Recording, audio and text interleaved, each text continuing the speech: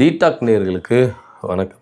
விஜய் அவர்கள் செய்த ஒரு புரட்சி இன்னைக்கு தமிழ்நாட்டில் இருக்கிற எல்லா கட்சிகளையும் ஒரு மாற்றத்துக்கு கொண்டு போகுது அப்படின்னு தான் நம்ம பார்த்துக்கிறோம். ஆளும் பெரும் இருந்த திமுகவும் அதிமுகவும் இந்த மாற்றத்தை ஏற்றுக்கொண்டு தான் ஆகணும் அப்படின்ற ஒரு கட்டாயத்தில் இருக்கிறாங்க. என்னன்னா இளைஞர்களின் புரட்சி அப்படின்ற ஒரு புரட்சி தான் இன்னைக்கு எல்லார் கட்சியிலும் ஊடுருவதை நம்ம இங்கே பார்க்குறோம்.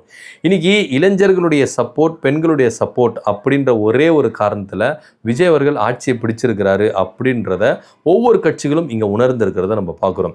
திமுகவாக இருந்தாலும் அதிமுகவாக இருந்தாலும் இதை ஏற்றுக்கொண்டு தான் ஆகணும். ஏன்னா இன்றைய காலகட்டத்துக்கு இதுதான் உண்மை. சீனியர்களை வச்சு வச்சு வச்சு நீங்கள் என்னத்தை பண்ணுறீங்க பாருங்கள், எல்லாத்திலையும் புது ரத்தம் அப்படின்ற ஒரு ரேஞ்சுக்கு என்ன பண்ணியிருக்காங்க விஜய் அவர்கள். எம்எல்ஏ முதற்கொண்டு மினிஸ்டர்கள் வர வரைக்கும் எல்லாரையும் என்ன பண்ணியிருக்காரு, இளைஞர் படையை என்ன பண்ணியிருக்காரு, இறக்கி இருக்கிறாரு.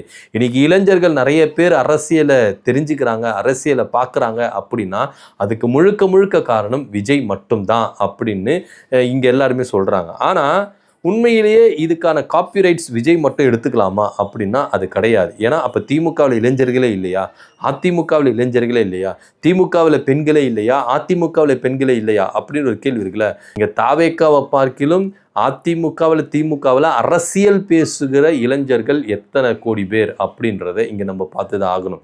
இளைஞர்கள் பாசறை அப்படின்னு ஒரு மாபெரும் கூட்டத்தை கூட்டி எந்த அளவுக்கு இங்கே திமுக என்ன பண்ணியிருக்கிறாங்க, நிறைய பாசறைகளை நடத்தி திமுகவில் இருக்கிற இளைஞர்கள் எல்லாருமே அரசியல் தேர்ந்தவர்கள் அப்படின்றத ப்ரூவ் பண்ணி காட்டியிருக்கிறாங்க.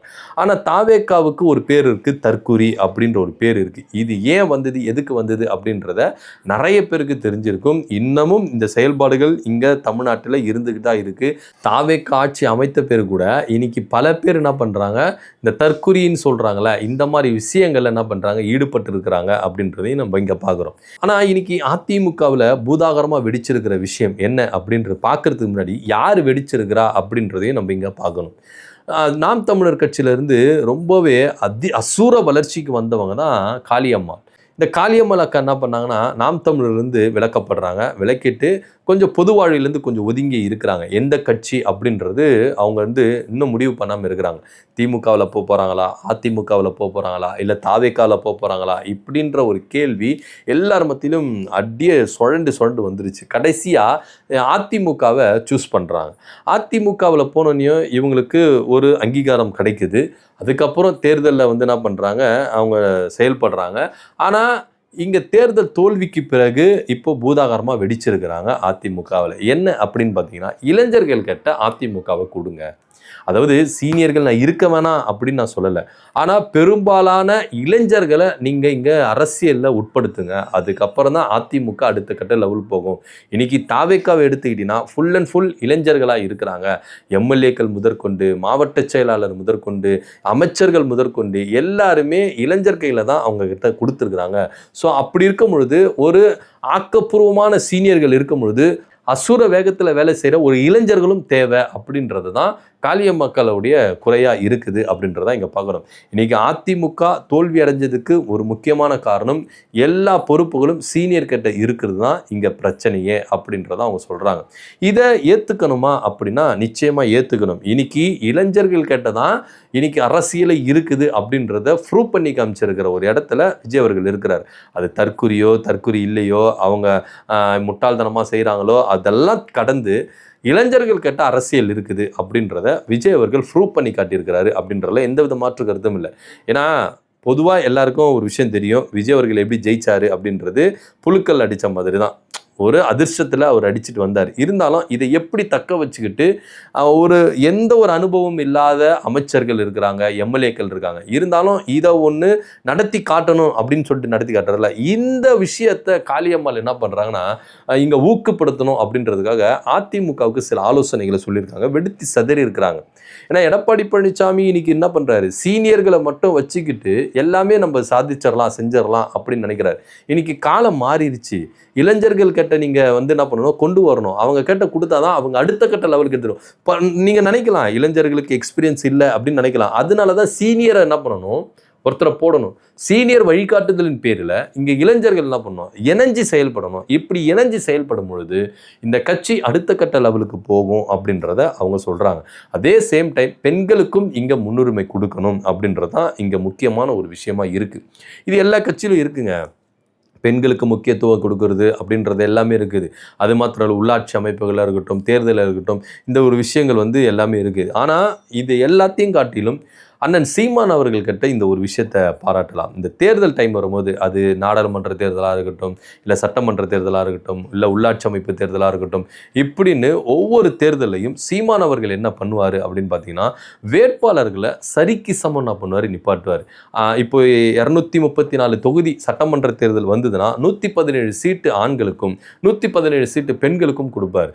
நாடாளுமன்ற தேர்தல் 40 தொகுதிக்கு வருதுன்னா 20 தொகுதியில் ஆண்களும் 20 தொகுதியில் பெண்களும், இப்படி சரிக்கு சமமா என்ன பண்ணுவாரு, பிரிப்பாரு.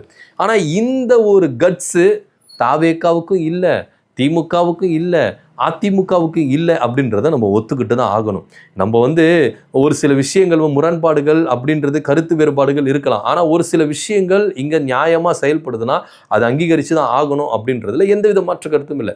ஸோ பெண்களுக்கு இங்கே அரசியல்லையும் சரி தேர்தலையும் சரி சரிக்கு சமம் இங்கே இடம் கொடுக்குற ஒரே ஒரு கட்சி தலைவர் அவர் யாருன்னா அது நாம் தமிழர் கட்சி ஒருங்கிணைப்பாளர் சீமான் அப்படின்றதுல எந்தவித மாற்று கருத்து இல்லை. ஸோ அந்த பாசறையிலேருந்து வந்த காளியம்மாள் அக்காளுக்கு தெரியும் பெண்களுக்கு எந்த அளவுக்கு ஒரு முக்கியத்துவம் தரணும். ஆனால் அதிமுகவில் இது இருக்குதா அப்படின்னா கிடையவே கிடையாது. இந்த அதிமுகவில் நீங்கள் பெண்களுக்கு முன்னுரிமை கொடுக்கணும் அப்படின்ற ஒரு கருத்தையும் அவங்க என்ன பண்ணுறாங்க, முன்வைக்கிறாங்க.